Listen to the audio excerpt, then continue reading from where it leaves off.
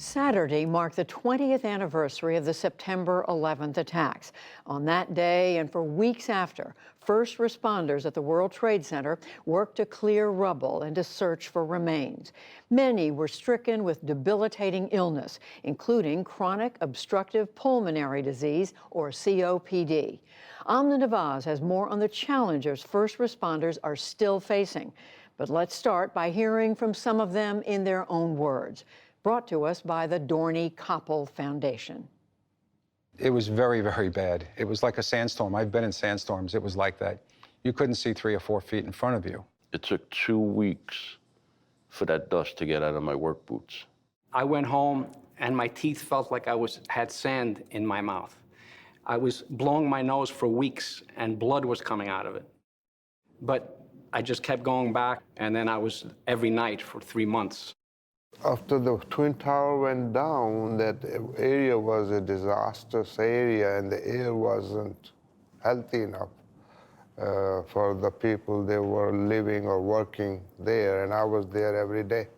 The air quality wasn't what it should have been. We all knew it. In spite of what we were told, we went in anyway. I think it was the environmental, Department of Environmental Protection came out and said the air's fine. It's healthy to breathe. Don't worry about the air. They told us the air was clean, that it was okay. They said everything will be all right, you know, and everything wasn't all right. We all knew the site was contaminated, no matter what government agency said it wasn't, and it was safe. That was not true. We all knew it. All of the first responders knew it, and all of us just knew that we weren't safe. But we did our job. It took a few years. I started to notice that I couldn't go as long, like say walking or like say running, because I love sports. And I noticed that my breathing was slowing down then. I was fooling myself because I'd think there was nothing wrong, and I'd just take some time off from work. A year later, 2 years later, I started to realize that it's not going away. It's not getting any better. When the doctor told me you have COPD, what's that? I had no clue what it was until he explained it to me. I can't even wash my own cars now. I used to wash my own car. I used to rake my own leaves, keep my house nice and neat. I can't do any of that now.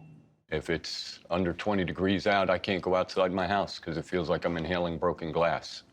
I can't play sports no more. Seeing people running around, I pass by. See them on the field, throwing the football around, running.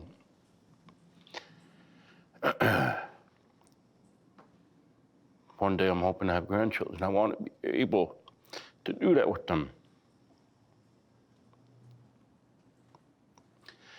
But who knows what it holds. There's more information about those suffering from this disease at copdsos.org.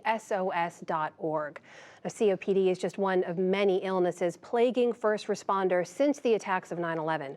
Among the initial first responders and those who worked or lived in the area, more than 4,600 have died since that day. It's still not clear how many of those deaths were linked to exposure at the attack sites for weeks and months afterward. Since 9/11, more than 80,000 responders have sought medical help. For a closer look, I'm joined by Dr. Stephen Markowitz. For 8 years, he ran the World Trade Center Health Clinic in Queens, New York.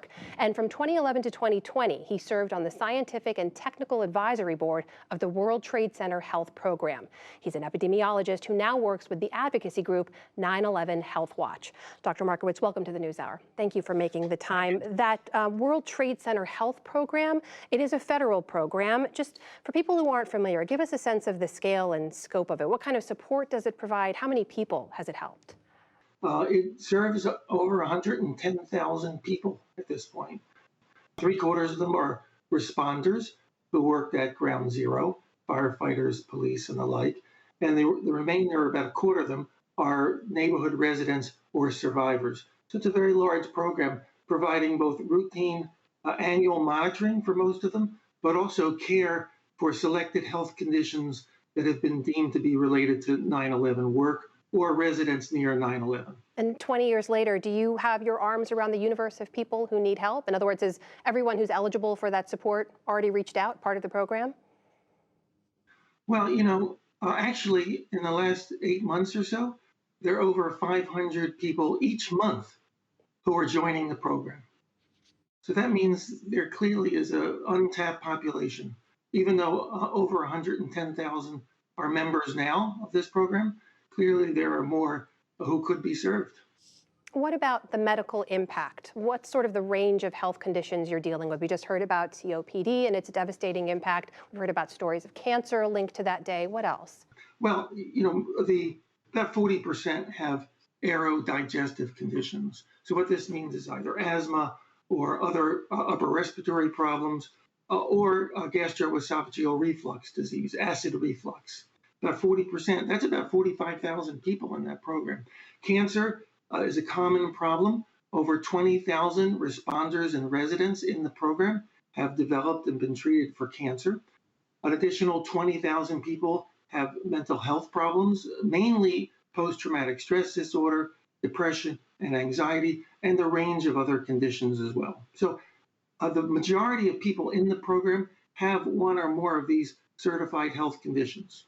So the program was set up for a 90-year duration, right? But there are now concerns it's going to run out of money by 2024 or 2025. How did that happen, and what more is needed now? Well, it happened because Congress did its best to estimate what kind of funding would be needed over a certain period of time. But in fact, more people have gotten ill and more people have joined the program than expected. And those illnesses are very costly. Now, the health care that's given for the responders and the residents is very good health care. It's excellent care.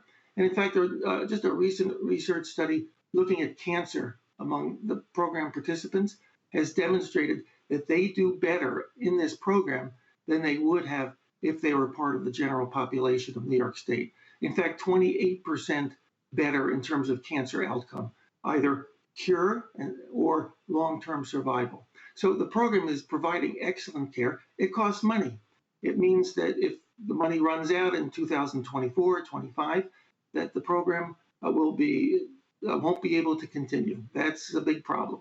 So folks may remember back in 2019, it took former Daily Show host Jon Stewart publicly shaming Congress to get funds reauthorized for the program. Are you confident that it will get the funds it needs now? I am confident because I think people understand.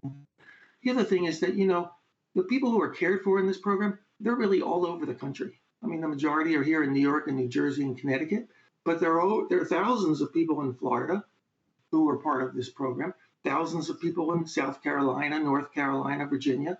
So they're really spread throughout the country. It's a national care program. So I think people in Congress will understand that. The other thing I should mention is that, it's 20 years now. Now, most toxins don't cause problems right away.